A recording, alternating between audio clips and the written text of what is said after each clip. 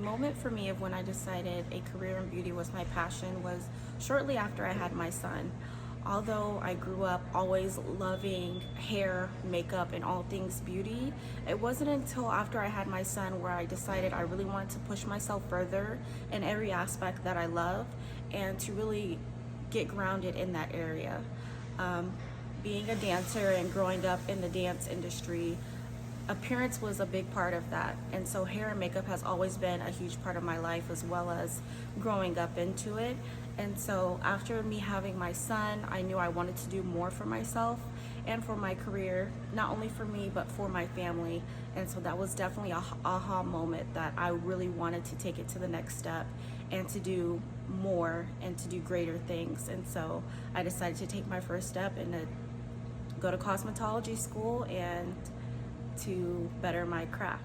One thing I believe the industry can do better to support equality and diversity is education.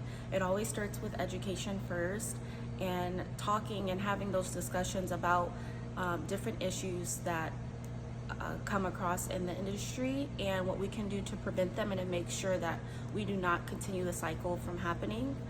So definitely educating the students about different issues and different ways we can prevent those issues from happening and from reoccurring, as well as more education on all hair types, understanding that there's no such thing as ethnic hair, but really going down to the textures of the hair, the different types and the formation. Introduce more gender neutral products that addresses different needs regardless of their race or gender, just to be more inclusive and more diverse. Someone that I definitely look up to would have to be my mom.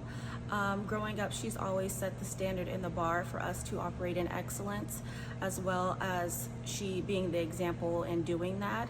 And so she's definitely someone who I look up to and pushes me to always go for more, and to have a high standard and expectation for myself and those who I'm around, friends, family, anyone that's in my circle. I also try to be that example to set for them.